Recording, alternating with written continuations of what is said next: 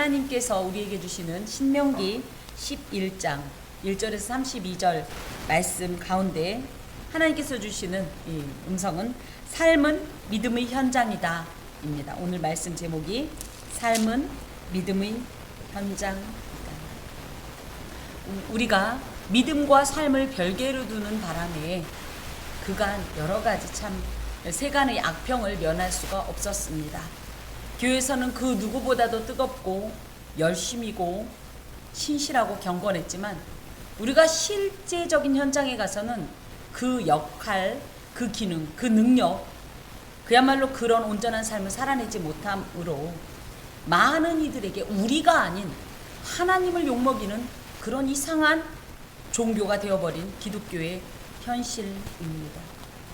그런 의미에서 오늘 받는 이 말씀이 저와 여러분에게 큰 울림과 정원 일침이 되기를 간절히 소망합니다. 자, 말씀을 봅시다. 지금 계속적으로 모세는 자기는 못 들어가요. 그죠? 가나안 땅을 못 들어가요. 하지만 나 없이 아직 믿음이 연약한 출애굽 2세대가 들어가서 과연 하나님께서 원하시는 온전한 제사장 나라로서의 정체성을 가지고 그 존재감을 그야말로 이 증거하면서 증명하면서 사람들에게 보여주면서 살아갈 것인가? 그리하여 이들이 주께서 약속하신 이 언약, 즉 복을 누릴 수 있을 것인가? 이런 심각한 고민과 어떻게 보면 한편으로는 염려 가운데 간절한 마음으로 마치 유언하는 심정으로 지금 전하는 말씀이 신명기서입니다. 그래서 특히 모세오경이 모두 이제 5개의 율법서가 있지만 이 신명기가 알고 보면 이 모든 것을 축약하고 하나님의 말씀을 요약한다는 건 좀 그렇지만 그래도 그 중에서도 더욱더 알짜배기들을 뽑아. 근데 결론은 그게 뭐냐? 계속 반복돼요. 하나님의 율법을 준행하라. 그러면 복을 얻을 것이다. 이 말씀이 계속적으로 반복되는 것을 알게 됩니다. 이 율법을 어디서 준행할 거냐? 여기 요단 동편에서 아니고 본 게임은 어디다?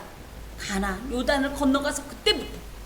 지금도 물론 그렇게 하지만 이것을 여기서만 행하지 말고 그야말로 교회에서만 경건하지 말고 교회에서만 거룩하지 말고 어디에 가서 요단을 건너간 우리의 삶의 현장에서 믿음의 이 신앙인의 정체성을 피력하고 그리하여 많은 이들이 주를 믿는 백성은 저렇게 사는 것이고 저렇게 살면 하나님께서 은혜를 내리시는구나 복을 주시는구나 하는 증거물이 되라.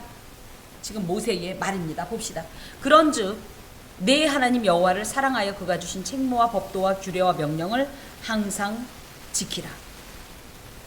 그 앞부분에 10장에 보면 하나님께서 그간 행하셨던 이스라엘에게 행하셨던 내용들이 쭉 나와 있어요. 그래서 특히 21절에 보면 그는 내 찬송이요 내 하나님이시라 내 눈으로 본 이같이 크고 두려운 일을 너를 위하여 행하셨느니라. 하나님께서 놀라운 역사들을 행하셨다는 거예요. 그게 뭐였어요? 3절에 보니까 애굽에서 그 왕 바로와 그 전국에 행하신 이적과 기사, 또 여호와께서 애굽 군대와 그 말과 그 병과 행하신 일, 곧 그들이 너희를 뒤쫓을 때 홍해물로 그들을 덮어 오늘까지 이른 것과 또 너희가 이곳에 이르기까지 광야에서 너희에게 행하신 일과 루벤 자손 엘리압의 아들 다단과 아비람에게 하신 일, 곧 땅이 입을 벌려서 그들과 그들의 가족과 그들의 장막과 그들을 따르는 온 이스라엘을 한가운데서 모든 것을 삼키게 하신 이 일들을 하나님께서 행하셨고 그리함으로 말미암아 주변 사람들은 어때요? 이 주님을 두려워하게 됐고 그 두려움이 주변 이방 민족과는 달라요. 이들은 실제적으로 공포가 하나님을 믿는 백성들은 야레 어떻게 보면 두렵고 떨리지만 사랑하고 존경하는 경외감을 갖게 하셨다는 거예요. 그 또 하나님께서 특히 이들에게 외면치 못할 부인치 못할 사실을 준 것이 애굽에 내려간 내 조상들이 처음엔 70명이었는데 이제는 내 하나님 여호와께서 너를 하늘의 별과 같이 그래서 내 조상 아브라함과 이삭과 야곱에게 약속하셨던 것처럼 땅의 티끌과 같이 바다의 모래와 같이 이렇게 중다하고 강성하게 해주신 것을 보지 않았느냐. 그러면 이 은혜를 계속적으로 유지하려면 어떤 일을 해야 되느냐? 가만히 있으면 안 된다는 거예요. 우리가 생각할 때 물고기는 절대 빠져 죽지 않겠죠, 물에. 맞나요? 걔네들도 자기 영역이 있어요. 수심에 따라서 살고 못 살고가 있습니다. 예. 망둥어가 나는 물고기니까 물속에 가만히 있어야지. 그럼 어떻게 돼요? 밑으로 점점점 가라앉아서 짜부라져 죽을 거예요. 우리 신앙인들도 마찬가지. 나 예수 믿으니까 교회 다니니까 구원 받았으니까 꼼짝 말고 있어야지. 나 이대로 있어도 되지. 아닙니다. 이때부터가 본 게임이에요. 뭐라고요? 여호와를 사랑하라. 그리고 그 주신 책무와 법도와 율례와 명령, 쉽게 말하면 율법, 계명을 항상 지키래요. 그 은혜를 유지하기 위해서는 반드시 이런 행동을 하라는 겁니다. 특히 이 사랑하다라는 것은 그냥 단순히 그냥 감정적으로 좋아 이 정도가 아니라 남자와 여자가 부부가 되는 것처럼 완전히 연합되고 밀착되는 것처럼 뗄래야 뗄 수 없는 것처럼 이런 하나님과의 이 인격적인 신뢰와 연합의 관계를 유지하라는 거예요. 거꾸로 얘기하면 이런 책무와 법도와 규례와 명령을 지키는 이유가 하나님을 너무 사랑하기 때문이에요. 하나님을 너무 사랑하면 나도 모르게 이 사랑하는 마음으로 그분이 주신 모든 것을 삶 속에서 이행하게 돼 있다는 거예요. 그럼 하나님만 사랑받고 끝나냐? 그게 아니라 그러면 하나님은 또 어떤 일을 내리셔요? 그간 자신의 이 조상들, 자신의 부모들에게 베풀어 주셨던 이 놀라운 언약을 이행하셨던 것이 자신들에게도 계승될 거라는 거예요. 그러니 우리가 제일 먼저 율법, 그럼 율법은 지켜야지. 하지만 이 율법이란 자체가 뭐예요? 하나님께서 우리를 너무 사랑하셔서 잃지 않으시려고, 죄의 마귀에게 빼앗기지 않으시려고 가이드라인처럼 주신 거예요. 가이드. 너무 사랑하셔서. 그러니까 우리도 어떻게 해요? 그 하나님을 너무 사랑하니까 우리 하나님은 우리가 떨어지고 싶지 않은 거예요. 그래서 어떻게 해요? 우리도 하나님하게 떨어지지 않기 위해서는 어떻게 돼요? 이 가이드라인을 준수해야 안 넘어가요. 제일 이 전형적인 가이드라인이 뭡니까? 고속도로를 타다 보면 중앙선, 그죠? 황색 실선. 여긴 넘으면 돼요? 안 돼요? 넘으면 어떻게 돼요? 곧바로 죽습니다. 근데 요즘 우리나라가 정말 보셨죠? 역주행하는 거. 그것도 고속도로에서. 만약에 제가 그런 차 만났으면 예, 그거는 그게 일종의 이제 거룩이에요. 걸어. 그러니까 나 혼자 그냥 탁탁 털면서 그냥 말소리도 조용히 하고, 이게 거룩이 아니라 이 가이드라인을 분명히 알고, 하나님은 하나님이시고 나는 나. 그야말로 나는 선생님이고 너는 학생이야. 나는 하나님 자녀, 나는 하나님 새끼고 하나님 백성이고 하나님 종이고, 당신은 나의 왕, 나의 하나님, 나의 아버지, 응? 그쵸? 나의 주. 예, 요걸 인식하는 게 거룩이에요. 그래서 감히 하나님 자를 침범하지도 않지만 그분의 그 어떤 권위를 인정하면서, 그런데 두렵고 치사하지만 내가 어쩔 수 없이 봐준다, 이게 아니라 너무 좋아서, 하나님이 너무 좋아서, 난 하나님의 은혜의 이 뜰 안에 머무는 게 너무 기뻐서 지키는 게 이 율법을 지키는 마음의 근본이 뭐다? 사랑하기 때문에. 하나님을 사랑하십시오. 그러면 저절로 나도 모르게 어떻게 하면 우리 하나님을 기쁘게 할 수 있을까? 선하게 고민하면서 나의 죄를 근심하라. 나의 죄를 근심하면서, 나 이런 죄 짓고 싶지 않은데 나 왜 또 이렇게 해서 우리 하나님 마음 아프게 했을까?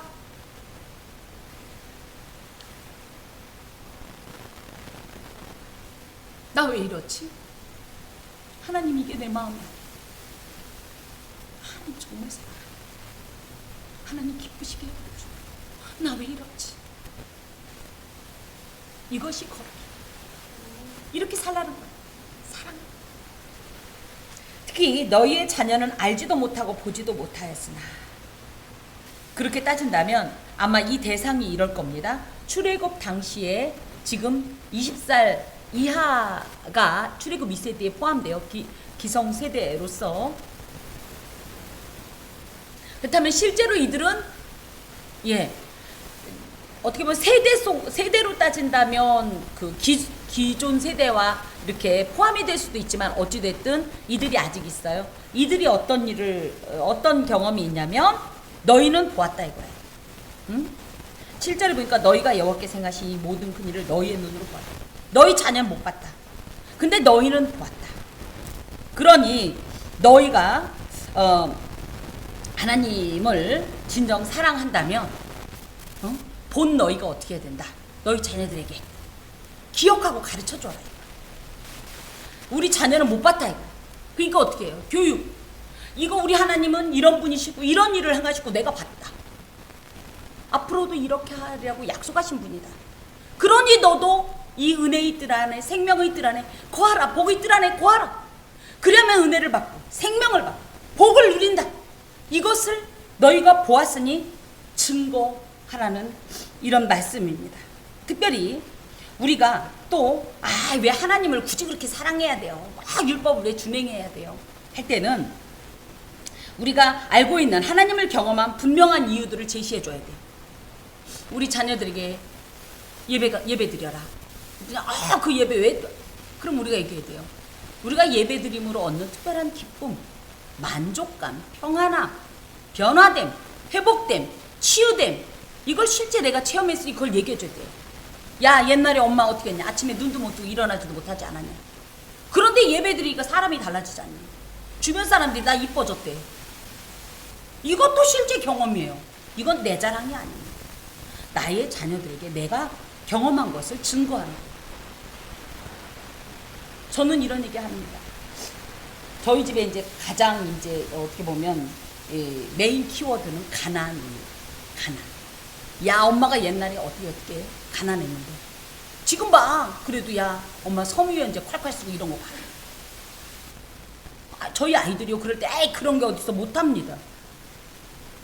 예, 너희들이 보았으니 그걸 그러래 나도 몰라가 아니라 야, 어디서 우리 하나님이 어떤 일을 한 줄 알아? 우리 너희 할아버지를 말이야. 너희 할아버지가 장자였어. 근데 그때 출애굽 때 10가지 재앙 내렸어. 그리고 홍해를 말이야 마른 땅으로 건넜어. 그러더니 그 뒤에 쫓아오는 애국 군사들을 다 수장시켰어.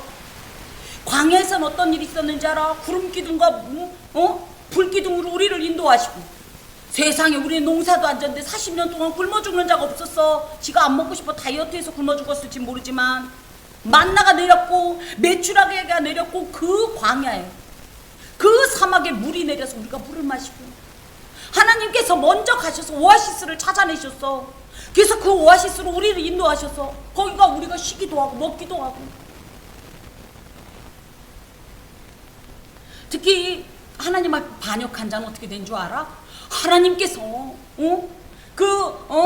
모세와 아론에게 이 거역하고 반역하자 갑자기 모세의 기도대로 땅이 갑자기 쩍 벌리더니 세상에 어떻게 그럴 수가 있냐? 딱 그렇게 한 사람들까지만 쏙 들어갔어 그 안으로. 그러더니 땅이 다시 닫혀서 시신도 못 찾았어. 야, 이런 일이 있는데 어떻게 하나님을 없다 그러냐? 어떻게 우리 하나님이 없냐? 여러분, 여러분의 삶의 간증을 드리라는 거예요. 내 자녀에게 주라는 거예요. 당당하게.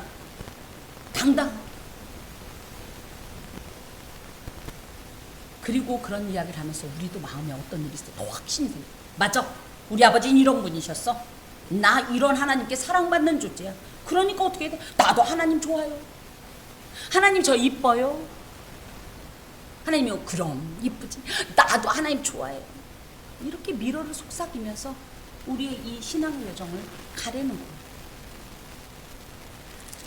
자, 그러므로 너희는 내가 오늘 너희에게 명하는 모든 명령을 지키라. 그러니까 계속 그 말이 반복되는 거예요. 이것만이 모세가 할 말이에요. 이것만이. 이래야 사니까. 그리하면 너희가 강성할 것이요. 그러면서 이렇게 살면 어떤 일이 있는가? 하나님께서 약속하셨다. 첫 번째, 강성할 것이다. 하자크라는 말은 마음이 강해지다. 이런 뜻이에요. 마음이 강해지다. 또 전력도 강해지다. 그래서 영적으로, 정신적으로, 육체적으로 강건하고 힘도 세지고 담대해지고 용기 100배. 생각해보면 지난주에도 말씀을 드렸지만 이스라엘 백성들은 워낙은 굳이 하나님께서 모세를 통해서 하나님의 군대 이렇게 얘기하니까 군대지. 솔직히 군사훈련 받을 시간이 어디 있어요. 그랬잖아요. 예, 군사라는 개념이 없습니다. 그런데도 하나님께서 군대라고 명령하시고 하나님이 그 대신 대장이 되셔서 나아가시니까 전쟁에서 이기는 거 아니에요. 아말렉하고 전투할 때만 해도 진짜 생각해봐요. 출애굽기 17장 이 사람들 나와가지고 정말 빈민과 같아요. 종살이만 해가지고 이 개념이 없어요. 노예살 해가지고. 근데 그 백성이 나가서 이기잖아요. 하나님과 함께하면 우리도 모르게 강해지는 거예요. 담대해지는 정도가 뻔뻔해진다는 개념이 아니라 일단 우리 인간적으로 생각하면 자존감이 높아져요. 하나님이 나를 이뻐하신다는 걸 알면 우리가 자존감이 높아져요. 보통 자존감은 부성과 관계가 있다고 하죠. 부성애적 이 어떤 관계 속에서. 그러면 우리가 굳이 하나님을 아버지라고 부를 때 저는 그런 면에서 참 너무 감사해요. 하나님이 나를 사랑하시니까 우리도 모르게 어때요? 웬만한 거엔 요동치 않아요. 누가 핍박해도 조롱해도 무시해도 헤헤 괜찮아요. 거절해요. 이게 강성하작입니다. 영적으로 정신적으로 담대해져서 어떤 일을 해야 되냐. 이 사람들이 가서 가나안 원주민들과 싸워야 돼요. 이 전쟁에서 이기려면 전력도 강해져야 돼요. 마음도. 그래서 이게 사기가 충천하다, 사기 진작시키다 이렇게 얘기하죠. 이 사기가 충천해진다는 얘기예요. 하나님의 이 전쟁을 앞두고 무엇이 제일 중요해요? 사기가. 그죠? 충천해야 되는데 그러려면 뭐 해라? 군사훈련 열심히 해라가 아니라 그러려면 뭐 해라? 내가 오늘 너희에게 명하는 하나님의 명령을 지키라. 이건 모세에게서 나온 게 아니에요. 하나님께서 주신 계명이기 때문에 모세의 얘기라면 해도 그만 안 해도 그만일지 모르지만 하나님의 신적 권위로부터 주어진 이 명령이라면 절대적으로 복종해야 되는 거예요. 그러면 이게 원래는 당연한 의무인데도 그러면 어떻다? 의무를 이행했는데 하나님께서 또 놀랍게 선물을 주신다. 첫 번째, 강성한 선물을 주신다. 이것은 참으로 건너가서 얻을 땅, 즉 가나안 땅을 얻기 위해 가나안 정복을 위한 하나의 중요한 조건인데 문제는 뭐예요? 이들이 실제로 이제 우리가 여호수아서를 보면 참 답답해요. 그런데 이게 제가 몇 주 전에도 말씀드렸지만 이게 그들의 얘기면 얼마나 좋겠니? 근데 신앙이 깊어갈수록 얘가 나네. 여기서는 맞아. 내가 오늘 가서 주의 복음을 전할 거야. 뭐라고 하든지 말든지 내가 죽게 아니면 까무러치기다. 막 이러고 집에 딱 간대. 아이고야 다리가 왜 이렇게 갑자기 힘이 풀리냐? 갑자기 입술이 왜 이렇게 덜덜 떨리면서 말을 하니까 가슴이 콩닥콩닥 뛰게 침이 꼴깍꼴깍 넘어가냐? 다 똑같아요. 그러니까 더욱더 그 기반은 우리 신앙의 기반은 하나님의 말씀 가운데 두라는 거예요. 그래서 자꾸만 이 강성을 주입받고 공급받고 그래서 어느 날은 정말로 담대하게 주의 복음을 전할 수 있게 되는 겁니다. 이런 얘기를 특히 모세가 했던 이유는 이스라엘의 과거 어땠어요? 가라! 그랬더니 가서요 한번 볼게요. 우리가 저기 정복할 만한가 안 할 만한가 한번 보고서 얘기합시다. 갔더니 턱이 빠질 정도야. 너무 막 멋져 불어. 너무 그럴듯해 불어. 너무 세 불어. 그러니까 어떻게 못 가요. 가면 우리는 걔들 앞에 메뚜기 와가지고 좋긴 좋습니다. 우리는 못 가요. 우리 수준은 우리가 아는데 못 가요. 그 영적 담대함이 없었던 관계로 어땠습니까? 지나친 열등의식 때문에 이들이 40년을 광야에서 훈련받고 재훈련을 받습니다. 그 담대함을 다시 한번 주입받기 위해서. 자, 그리고 또 그러면 그 강성함으로 차지할 것이다. 또 여호와께서 너희 조상들에게 맹세하여 그들과 그들의 후손에게 주리라고 하신 땅 곧 젖과 꿀이 흐르는 땅에서 너희의 날이 장구하리라. 장구하리라 라는 말은 아라쿠라는 말로 어떤 날들을 길게 만든다는 뜻이에요. 그러니까 거기에 오래 머물 수 있다. 우리나라가 뭐라고 그러죠? 우리 어렸을 때 반만년 역사. 이 땅 가운데 우리가 반만년의 역사를 이루면서 살아왔다는 건 이건 정말 장구예요. 그렇죠? 그런데 이 장구하리라는 이 복을 하나님께서 약속하셨는데 이스라엘은 이걸 누렸다 못 누렸다? 몇 년 안 돼가지고 정말 1000년도 못 누려요. 1000년은 누렸네. 배우. 우리의 삶은요, 엄연히 말씀드리면 우리 자신의 선택이고 그에 따른 책임이고, 그러니까 그에 따른 결과입니다. 그렇기 때문에 거기에 대해 책임져야 돼요. 우리의 삶에 대해서, 우리 선택에 대해서. 하나님께서 이러라고 하셨을 때 그것을 순종하면 하나님께서 주신 약속들을 다 누리는 거고, 복을. 그렇지 않으면, 불순종하면 못 받는 거예요. 근데 우리는 순종하지도 않고서 안 이루어진 것에 대해서 불평한다면 저희가 생각해도 이 공식이 안 맞죠. 특히 여기엔 표현되지 않지만 원어적으로 레마안이란 말이 있어요. 이건 뭐냐면 어떤 것을 하기 위하여라는 뜻이에요. 그러니까 그러니까 차지하기 위하여 강성하게 해준다. 또 장구하게 해준다. 이지만 또 얘기하면 강성하기 위하여, 장구하기 위하여는 무엇을 해야 되냐? 방금도 말씀드린 것처럼 8절에 있는 여호와께서 주신 모든 명령을 지켜야 됩니다. 우리가 강성하기를 원하고 장구하기를 원한다면 무엇부터 해라? 말씀을 순종하라, 지키라, 준수하라. 어떤 마음으로? 하나님을 너무너무 사랑했어.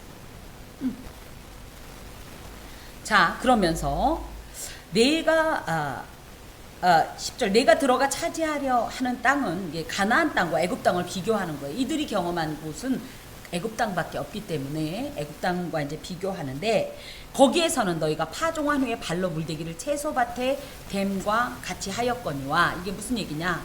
이런 식으로 그냥 표현을 한 거예요. 애굽을 관통하는 거대한 강이 있습니다. 이게 뭐예요? 나일강. 이 나일강에서 수많은 지류들이 나가게 돼 있어요. 이제 우리나라도 한강 있으면 먼천 이렇게 나가죠. 이런 것처럼. 그런데 얘네들이요 거의 내륙 깊숙이까지 이 지류가 흐른다는 거예요. 그러니까 얘들은 뭐 하면 돼요? 그 물을 그냥 떠다가 자기 그냥 토지에다 부으면 돼요. 그래서 그 당시에 애굽은 이미 관계수로가 개발이 되어 있었고요. 수차가 뭔지 아세요? 약간 물레방아 같이 생겨갖고 이거 잡고 염전에서 도는 거 있죠. 물 푸는 거 팍팍팍팍 밟으면 물이 팍팍팍 이쪽으로 넘어가는 이게 이미 그 시대에 있었어요. 여기가 최고 선진국이었기 때문에 나일강이 이 4대 문명 중에 하나죠. 문명의 발상지 중에. 그래서 그렇게 어떻게 보면 발로 물을 댈 정도로 이렇게 관계수로와 수차가 굉장히 많이 발전이 되어서 있던 곳이에요. 하지만 이 애굽 땅을 하나님께서 절대 젖과 꿀이 흐르는 땅이라고 말씀하지 않는 이유는 이곳은 인간의 노력이 끊임없이 필요한 땅이기 때문이에요. 그렇게 따진다면 하나님 없이도 겉으로 볼 땐 살 수 있는 것 같은 땅이라는 거예요. 우리가 볼 때 하나님 없이도 잘만 살 수 있다면 하나님 없으면 좋겠죠. 자꾸 귀찮게 하나니까. 아니에요. 중요한 건 우리의 육체는 어찌어찌 살지 모르지만 우리 영은 죽습니다. 그런 의미에서 부유하고 그저 풍성하고 안락한데 하나님이 없는 삶과 너무 가난해서 맨날 울 수밖에 없고, 그래서 막 교회밖에 갈 곳도 없어. 돈 없어가지고 어디 카페 가서 우아하게 브런치 이런 거 못해. 교회 와가지고 저기 믹스커피 타먹고, 응? 그죠? 또 돈 아까워서 에어컨도 못 틀고 그냥 선풍기 쬐끔 틀어가면서 그 밑에서 기도하는 우리의 삶. 남들이 볼 때는 왜 저러고 사니? 하지만 우리에겐 누가 있다. 둘 중에 여러분 선택하세요. 둘 중에. 물론 제가 장담은 못하는 것이 하나님 없으면 무조건 부유해지고 안락해지고 풍성하다는 얘기는 못하겠지만 어찌됐든 선택하세요. 지금 그 얘기예요. 애굽 땅은 하나님 없이도 마치 가능한 것 같은 땅이다. 하지만 하나님이 없는 땅. 무엇보다도 나의 수고와 고역이 없으면, 끊임없는 노력이 없으면 살 수 없는 땅. 그에 반해서 내가 건너가서 차지할 땅, 즉 가나안 땅은 산과 골짜기가 있어서 하늘에서 내리는 비를 흡수하는 땅. 말은 너무 멋있는데 이게 무슨 얘기냐면요. 애굽은 그야말로 이 대부분이 평원이고요. 땅이 엄청 비옥해요. 나일강의 삼각주 지대라는 그 얘기 알 거예요. 이게 무슨 얘기냐면 나일강이 건기가 되면 바싹 마른대요. 그러니까 그때는 농사를 지을 수가 없어요. 이때가 뭐가 돼요? 농한기가 되는 거예요. 그런데 농번기가 오기 직전에 어떤 일이 있냐면 나일강이 막 범람을 하는데, 그래가지고 그 외부로부터 온갖 막 퇴적물들, 소위 말하면 거름들을 얘가 강 가득히 싣고 골고루 이 퇴적물들을 다 배달해줘요. 얘들은, 그리고 그 나일강이 범람할 땐 심지어 어떤 일이 있냐면, 이게 나일강이면요 농지가 거의 이 수위가 비슷하대요. 그러니까 얘가 범람하면 어떻게 돼요? 이 농지를 이 강물이 싹 덮어서 그 퇴적물로 막 이 여기를 다 두엄을 다 줘버리는 거야. 거름을 땅에다가. 그러고 나면 농사 지을 때쯤 되면 물이 쫙 빠져. 그러니까 우리가 뭐 이렇게 객토라고 그래갖고 물을 따로 그 거름을 안 줘도 이미 제발 아무거나 꽂아주세요. 땅이 준비되어 있어요. 그렇기 때문에 이렇게 애굽이 농산물, 특히 농작물이 풍부했어요. 그래서 이제 세계 최고의 뭐 곡창지대다 이렇게 얘기할 정도로 그랬던 반면, 가나안은 어떠냐면요, 이런 평지가 거의 없이요. 제가 이제 여러분 보이실지 모르겠으나 이게 이스라엘 지도예요. 다 산이에요. 여기 밑에는 아예 네게브라고 그래갖고 남방 지역이라고 창세기에 나온 대로 사람이 살 수 없는 이런 곳이고요. 예, 여기 다 산이고요. 특히 여기는요, 신약시대 보면 이 구약에도 이미 나온 블레셋을 점령을 못해서요, 좋은 땅은 다 뺏기고요, 이상한 산지 막 풀도 안 자라는 이런 곳이에요. 이런 지형이기 때문에 어떠냐, 하늘에서 내리는 비가 다 흡수됐다는 건 땅속으로 들어가고 쓸만한 물이 없다는 거예요. 그러니까 농사는 안 되겠죠. 이런 땅이 뭐예요? 우리말로 척박한 땅이에요. 척박한 땅. 젖과 꿀이 흐르는 땅. 그러니까 막 저희는 목초지대가 막 해가지고 양들이 막 배 두들기면서 막 풀 뽑아먹고 그런 줄 알았는데 그런 곳이 아니에요. 사실 가보면 엄청나게 황량하다라고 말씀을 하십니다. 그런 땅이 뭐가 젖과 꿀이 흐르냐? 중요한 건 뭐예요? 외적으로는 그런 땅이지만 내 하나님께서 돌봐주시는 땅이라는 사실이 이들에겐 젖과 꿀이 흐르는 땅이라는 이 원리가 먹히는 거예요. 이 하나님께서 돌봐주신다는 건 뭐예요? 뒤에도 나오지만 하나님께서 비를 내려주시면 살 수 있는 그런 땅이다. 이걸 바꿔 말하면 전적으로 하나님만을 의지할 수밖에 없는 땅이고, 그렇게 따지면 이 땅이 젖과 꿀이 흐르는 땅이라는 것은 하나님과의 온전한 관계 속에서 명명되어지는 어떤 땅의 이름입니다. 특히 돌봐준다라는 말은 따라쉬라는 말로 염려함으로 늘 이렇게 바라보는 그런 땅이다. 하나님께서 이 가나안에 있는 이스라엘 백성들을 염려한다니까 하나님이 할 줄 모른다는 뜻은 아니고, 그 정도로 저희가 자녀를 사랑하여서 아끼고 그 사랑하는 안타깝고 애틋한 그 눈으로 바라보는 것처럼 하나님께서 그렇게 바라보시는 땅이라는 거예요. 그렇기 때문에 하나님께서 전적으로 보호해 주시고 돌봐주시는 그런 땅이기 때문에 그곳이 젖과 꿀이 흐른다라는 표현을 하는 거. 거기다 대고 연초부터 연말까지, 그러니까 처음부터 끝까지 내 하나님 여호와의 눈이 항상 그 위에 있다 할 때 이 위라는 표현이 실제적으로 그 위에 있다라는 뜻이 아니라, 빠흐라는 말은 뭐 하나님이 멀리 떨어져 있는 게 아니라 마치 임마누엘, 우리와 함께 하시듯이 내주하시는 땅, 함께 그곳에 계시는 땅이라는 뜻이에요. 여러분께서 만약에 애굽 땅과 가나안 땅을 선택할 것 같으면 어떤 땅을 선택하시겠습니까? 정말 하나님의 애굽 땅을 좀 그렇게 쳐다보면 안 돼요? 우리는 마음은 그렇지만 하나님이 그러시기 때문에 어떻게 우리 건데 가나안 땅이야.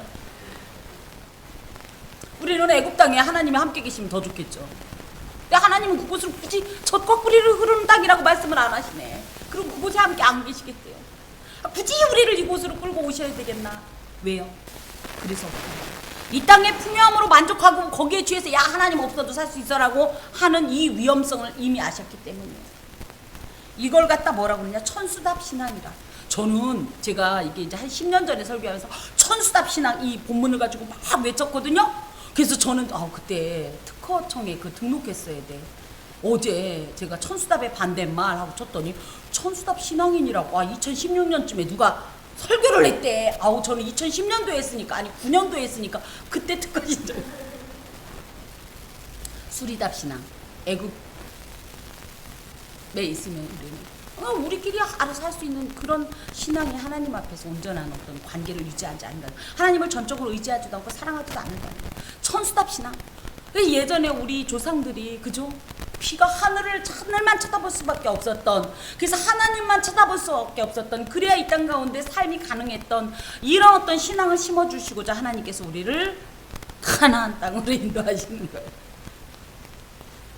인간의 공로와 능력을 의지하는 땅이 아닌, 그것으로 되는 땅이 아닌, 전적으로 하나님만 의지하고 의존하는 그런 땅.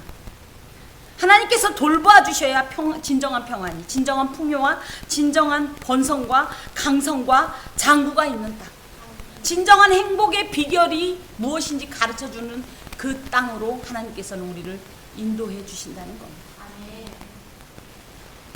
내가 오늘 너희에게 명하는 내 명령을 너희가 만일 청종하고 너희 하나님 여호와를 사랑하여 마음을 다하고 뜻을 다하여 섬기며. 그러니까 뭐예요? 하나님을 섬기는 이유가 뭐다? 결국은 청종하는 이유가 뭐다? 하나님을 사랑하기 때문에. 그래서 너희 하나님을 이렇게 사랑하면, 그래서 섬기면 어떤 일이 있냐? 복을 주시겠다. 그렇지만 만약에 너희가 16절에 보면 다른 신들을 섬기며 그것에게 절하면 어떻다? 17절에 속히 멸망합니다. 말씀을 주십니다. 특별히 어떤 복을 주시냐? 너희 땅에 이른 비 늦은 비를 적당한 때에 내리시리니. 지금 이 적당한 때가 이제 참 중요한데요. 그죠? 비가 필요할 때는 안 오다가 비 없어도 될 땐 꼭 비 오고. 그럼 되겠어요? 안 되겠어요? 요즘 우리나라가 약간 그렇긴 하지만 아니에요. 다 저는 그냥 무조건 다 내 탓이 오고 우리 탓이고 하나님은 늘 온전하시다. 이렇게 고백합니다.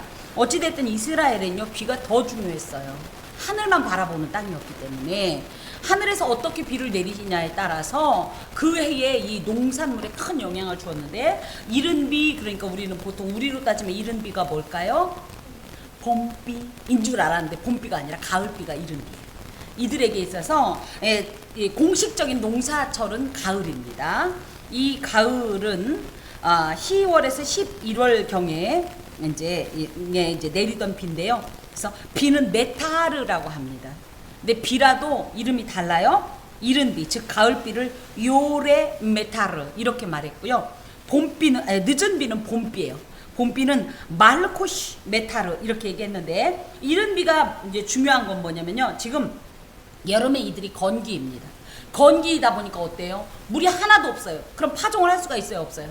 그러니까 파종이 가능할 수 있도록 이 여름 동안의 건조함을 끝내고 밭가르기에 좋은 땅으로 촉촉하게 적셔주는 이런 비가 이른 비, 가을비입니다. 이렇게 내리고 나면 이제 여기에다가 막 농사를 짓는 거예요. 그래서 이제 이 농작물을 이제 추수하는 겁니다. 그러고 나면 이제 이 늦은 비는요, 봄에 3, 4월경에 내리는데, 요때는 뭐냐? 다 이제 이 추수하고 난 뒤에 이제 황량한 땅에다가 하나님께서 비를 내려주시면 요때 다시 식물의 싹이 촉촉이 적셔지는 그런 때기 때문에, 그렇게 함으로 또 이제 목축이 되는 거예요. 여름에 이 초원 지대가 이제 초록으로 뒤덮여지면서 요거를 하나님께서 적당히 주시지 않고 반대로 준다. 박자를 따르게 준다. 그러면 어떻게 되는 거예요? 망하는 거예요. 그런 땅이라는 거예요. 그런 복을 주신다는 거예요. 그래서 그때 무엇을 주시냐면 그것으로 인해서 곡식과 포도주와 기름을 얻게 하시고, 또 가축에게도 들에 풀이 나야죠. 우리는 농작물을 먹지만 가축에게는 들에 풀이 나야 되니까, 특히 이 늦은 비라고 하는 봄비가 절실하게 필요했거든요. 그렇게 해서 우리가 곡식도 먹고 그죠? 가축도 먹고 하면서 배부르게 하는 이런 복을 하나님께서 주신다는 거예요. 특별히 이 말 속에서 우리가 확인할 수 있는 것은 무엇이냐면, 곡식과 포도주와 기름, 가축 등을 얻기 위해서는 어떻게 해야 돼요? 이 자연이 움직여줘야 돼요. 자연이 도와줘야 돼요. 우리가 그거를 우리의 힘으로 못합니다. 설령 물을 갖다가 헬리콥터로 갖다 붓는다고 해도 그거 한계가 있는 거예요. 하나님이 도와주시는 이 비의 양이 있기 때문에 실제로 이런 어떤 호수나 이런 곳이 강물이 채워지는 거지, 비 없어 봐야 쪽 말라요. 그래서 이런 모든 자연 현상은 저절로 되는 게 아니라는 거예요. 자연이란 말이 스스로 자자를 쓰거든요. 이거 잘못된 거예요. 자연적으로란 말은 예수 안에 없습니다.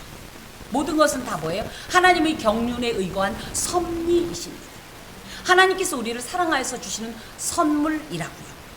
아유, 내가 노력해서 얻는 거지. 아니요. 하나님이 허락하지 않으면, 하나님이 선물로 주지 않으면 우리에게 내리는 것은 아무것도 없다는 것을 여기에 교훈하면서, 하나님의 선물로서만, 하나님의 은혜로서만 살 수 있다. 그러니 어떻게 해라? 하나님을 사랑하여 섬겨라. 지금 이 말을 하고 있어요. 그러면서 만약에 그렇지 않으면 너희는 스스로 삼가라. 우리 삼가라는 말이 뭐라고? 지켜라. 뭐였죠? 샤마르. 야, 우리 수준 대단하다니까? 예. 울타리를 치다. 다시 울타리를 치다. 그래서 어떻게 해요? 들어오지도 못하게. 죄가 들어오지 못하게. 악이 우리를 침범하지 못하게. 가시 울타리를 쳐요. 또 뭐예요? 우리 자신의 마음이 밖으로 나가지 못하게. 하나님의 은혜의 뜰 안에 계속 거할 수 있도록 샤마르, 가시 울타리를 쳐라. 그래서 스스로, 그것도 스스로.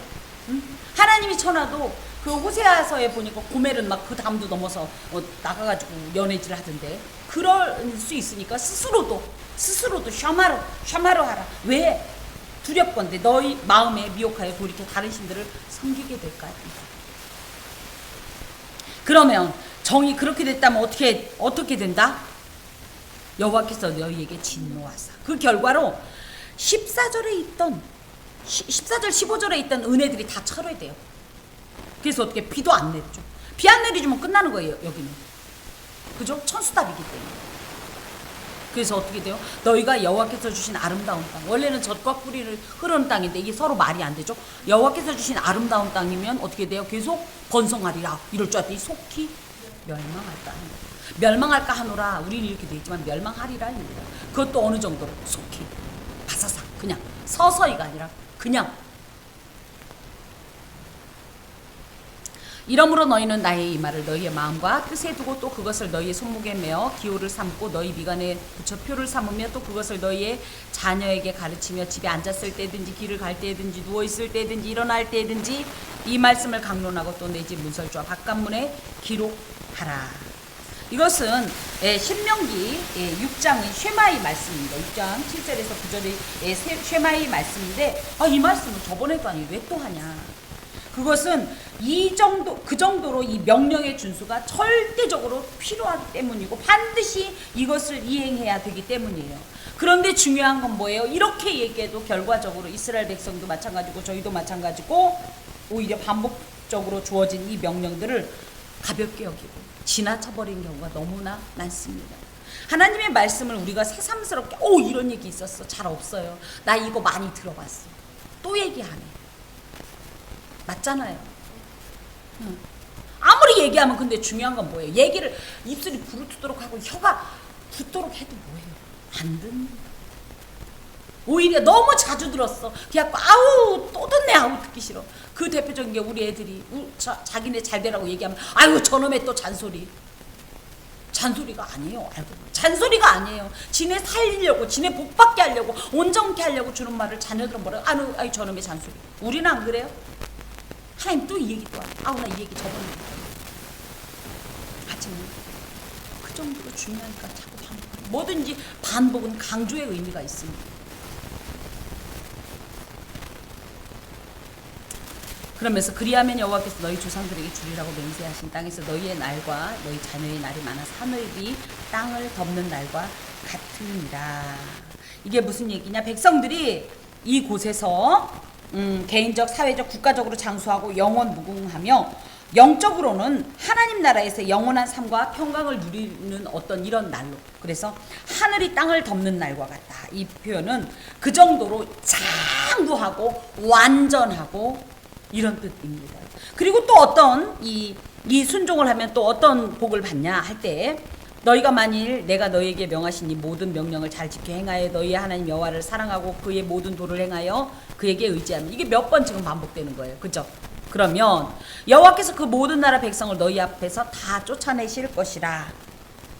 너희가 너희보다 강대한 나라들을 차지할 것이다. 그래서 너희의 발바닥으로 밟는 곳은 다 너희의 소유가 될 것인데, 너희의 경계, 국경선이 광야에서부터 레바논까지와 유브라데스에서부터 서해까지를. 그러면서 어떠한 원수의 강력한 세력 가운데서도 번영하며 부강할 것이고, 심지어는 어떤 일이 있냐, 이 군대도 아닌 군대를 보고 대적들이 두려워 떨 것이다. 왜? 하나님의 사랑 때문에. 하나님 때문에.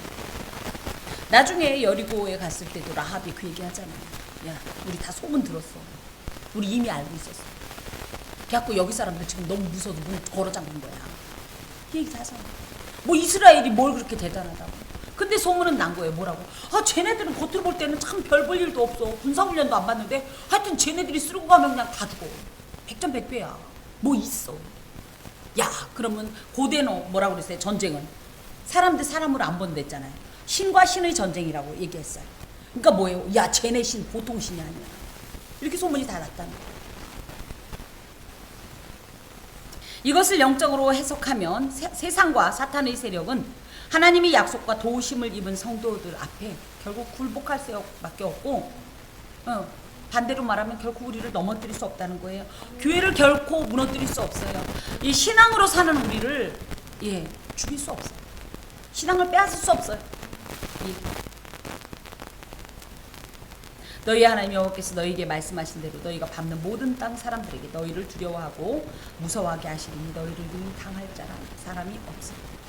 실제적으로 겉으로 볼 때 아유 뭐 교회 어쩌고 그럴지 모르지만 저희가 정말 정색하고 주의 진리를 전파했을 때요, 그것을 함부로 거부할 수 없어요. 그 얘기 했잖아요. 그 목사님에게 어린애가 전도지 주면서 에이 종이 잘 됐다, 코 풀고 싶은데 잘 됐다고 코를 탕 풀으려고 이렇게 되니까 아저씨 그걸로 코 풀면 그 코 썩어요. 무서워서 차마 그걸로 코 못 풀고 집에 가서 그 전도지 보고 김익두 목사님 그렇게 됐잖아요. 목사님 됐어요. 이게 하나님의 백성의 권위입니다. 우리는 신적 권위가 없는데 하나님의 권위에 근거하여서 우리도 진리를 선포할 때 놀라운 역사가 일어납니다. 내가 오늘 복과 저주를 너희 앞에 두나니, 이게 모세가 얻었다는 건 아니에요. 하지만 하나님께서 이 주신 거이지만 따지고 보면 모세가 지금 이것을 너희들에게 선택하라고 얘기한다는 얘기예요. 이스라엘 백성들이 하나님 앞에서 어떻게 사느냐의 여부, 곧 스스로의 선택에 의해서 이 모든 것이 결정이 되고 그 결과는 니들이 책임져야 된다, 그 얘기입니다.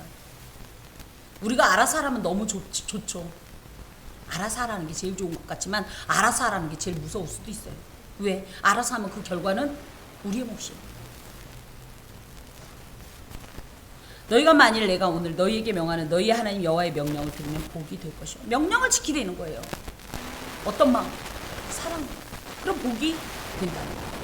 그런데 너희가 만일 내가 오늘 너희에게 명령하는 도에서 돌이켜 떠나, 슈브라는 말이 이제 회개라는 표현이긴 하지만 하나님께로부터 돌이킨다는 것은 참 어리석은, 그래서 이건 회개의 개념은 아니고 그냥 등을 보이고 떠난다는 뜻이거든요.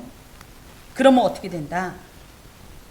너희 하나님 여호와의 명령을 듣지 아니하고 본래 알지 못하던 다른 신들을 따르면 저주를 받으리라. 이 저주라는 표현이 켈렐라라는 말인데요. 이교도가 막 지푸라기로 인형 만들어서 퍽 찍는 이 저주가 아니라, 이런 이교도적 주술이 아니라 하나님의 의와 거룩함이 없는 상태, 즉 하나님이 떠난 상태, 하나님의 영이 다스리지 않는 상태.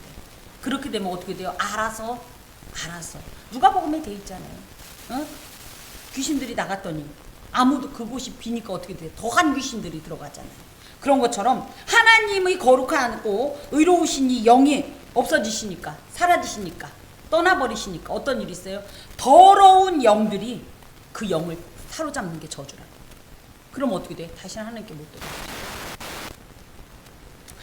이 말씀 가운데는 그러니까 어떻게 해라, 알아서 해라, 이런 뜻보다는 그러니까 제발 저주의 길로 가지 마, 복의 길로 선택해라 너희들아, 제발. 그러면서 내 하나님 여호와께서 내가 가서 차지할 땅으로 너를 인도하여 들이실 때 너는 그리심산에서 축복을 선포하고 에발산에서 저주를 선포하라. 그러면서 그 땅에 대한 얘기가 쭉 나오는데요. 이것을 이제 여호수아서 7장에 이제 9장에 가면 실제적으로 이 선포 의식을 합니다. 그래서 에발산에 올라가서는 저주 선포를 하고요. 그리심산에 올라가서는 이 복의 선포를 합니다. 그래서 할지라 그러면 이쪽에서 아멘. 이렇게 한 자는 저주를 받을지어다. 이쪽에서 아멘. 이런 자는 복을 받을지어다. 아멘. 이런 선포 의식을 합니다. 이 곳이 에발산과 그리심산 가운데 있는 땅이 세겜 땅이에요. 세겜 땅, 이 창세기에서 들어봤죠. 그 야곱의 딸 디나가 이 세겜 추장의 아들에게 강간당했던 그곳이 세겜 땅인데, 그래서 이것을 뭐라고 하냐면 세겜 언약이라고 합니다.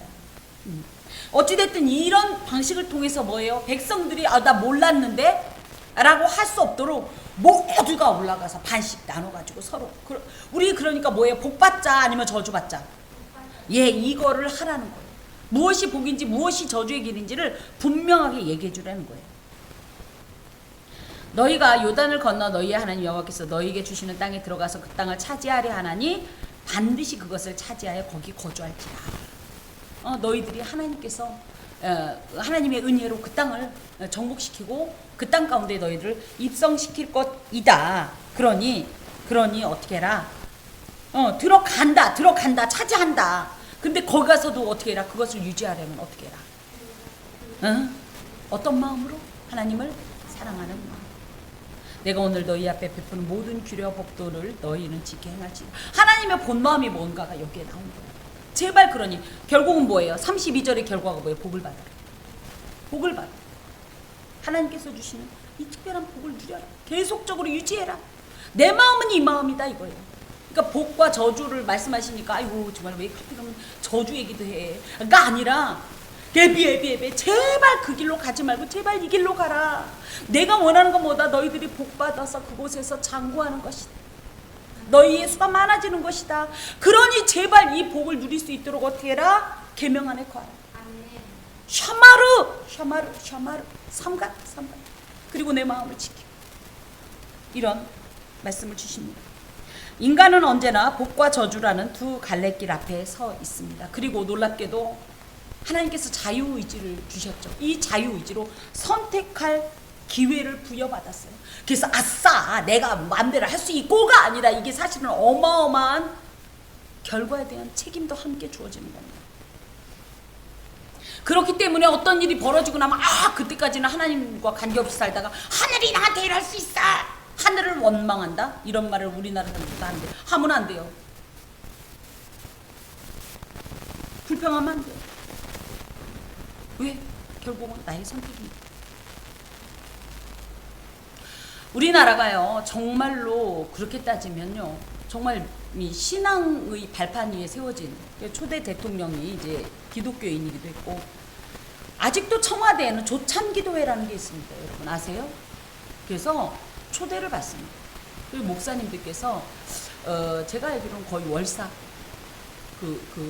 모이는 날이 있어요. 그곳에 가서 나라와 민족을 위해서 간절히 기도하고 이렇게 합니다. 이런 나라예요 우리나라가.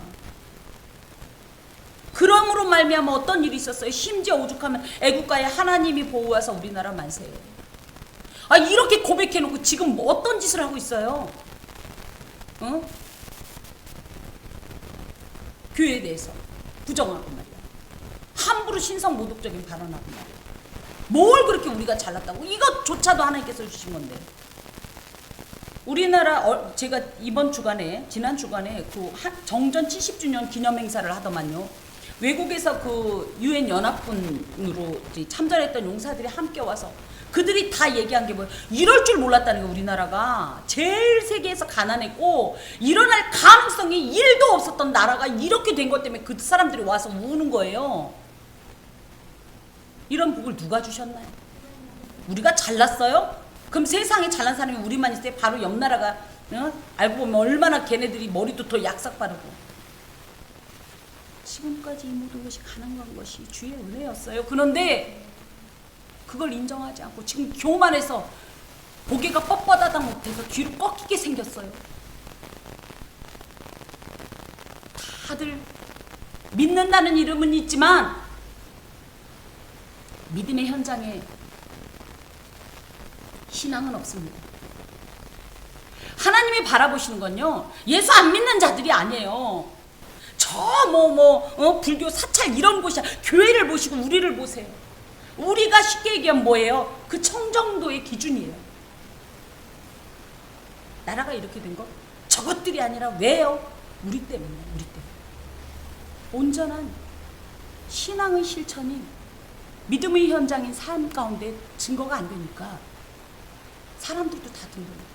처음에는요, 예수님 믿어가지고 자기들도 잘 먹고 잘 살아보려고요 줄을 섰어요. 교회가 우리나라 초대 이 교회들이요 그렇게 해서 부흥이 된 거예요. 그러면서 실제로 어마어마한 역사를 우리가 체험했습니다. 근데 지금 교회는 뭡니까?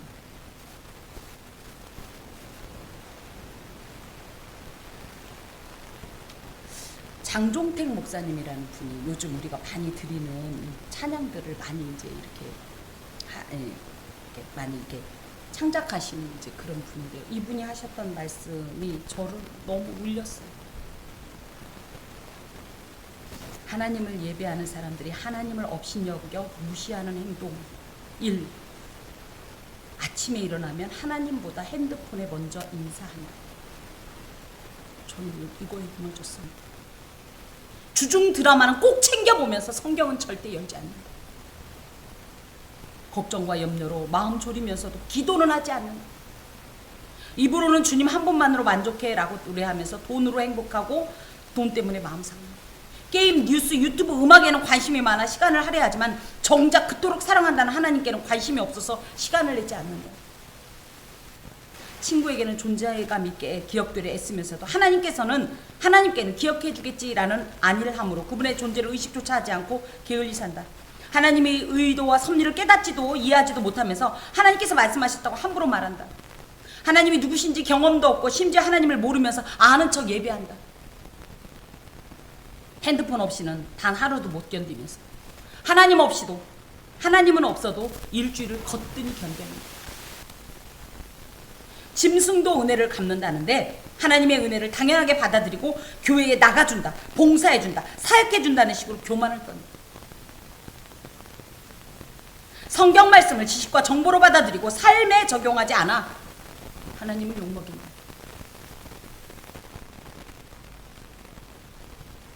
저는 이게 다 해당이 돼요.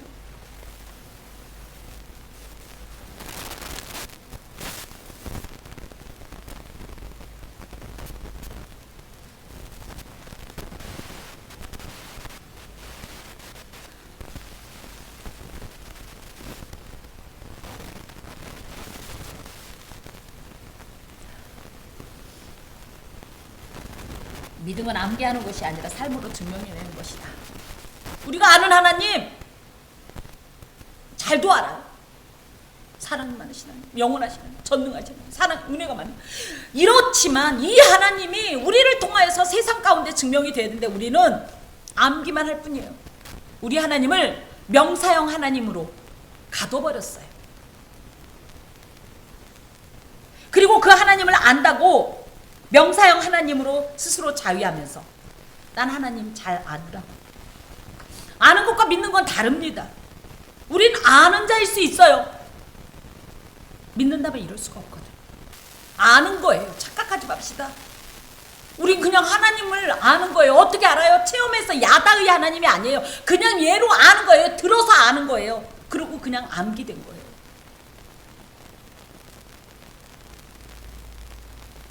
게으르고 문감각해서 울지도 않고 죄로 인해 근심도 하지 않고 우리의 죄로 인한 하나님의 그 극심한 고통을 외면하는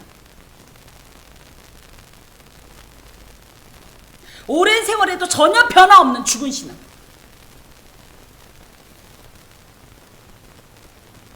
이런 신앙이 과연 믿음의 증거가 됩니까? 삶의 현장 속에서 이런 신앙으로 우리가 살아가면 사람들이 우리를 믿는다 하겠습니까? 하나님께서는 우리를 나의 사랑하는 진정한 백성답다고 하겠습니까? 삶은 믿음의 실제이며 현장입니다. 믿음은 입술로서 증명하는 것이 아니라 삶 가운데서 증명하는 거예요. 우리의 살아냄으로 증명하는 거예요.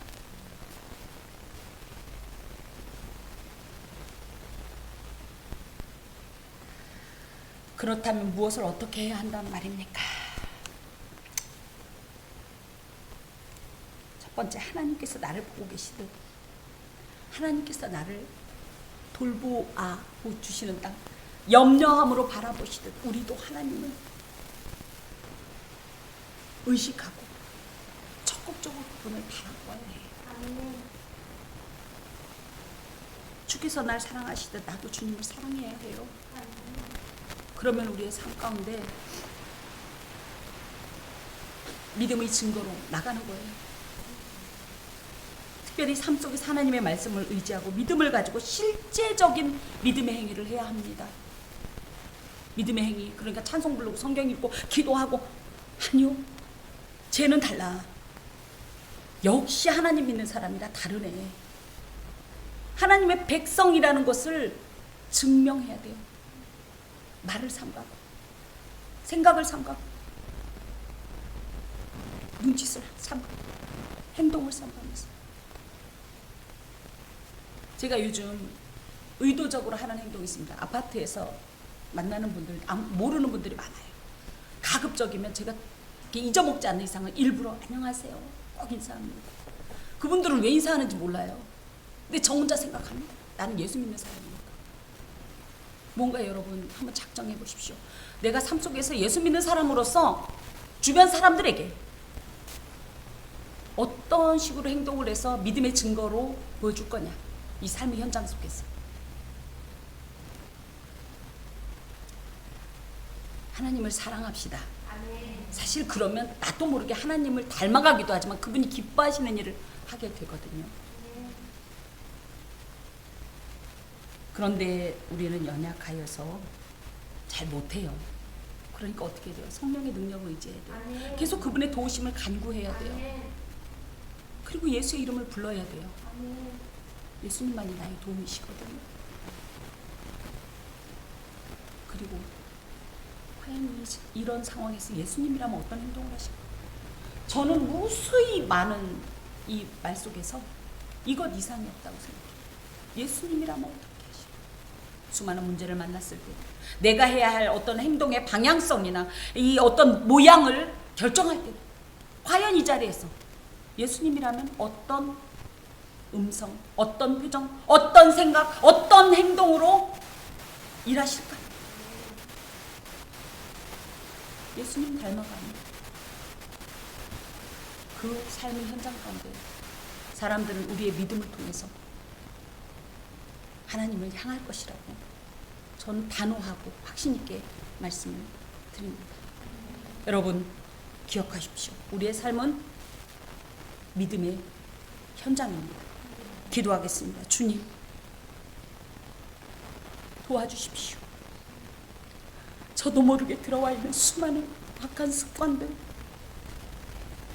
반복적으로 행하는 악행들 벗어날 수 있도록 주님을 증거할 수 있도록 도와주십시오. 예수 그리스도의 이름으로 기도합니다.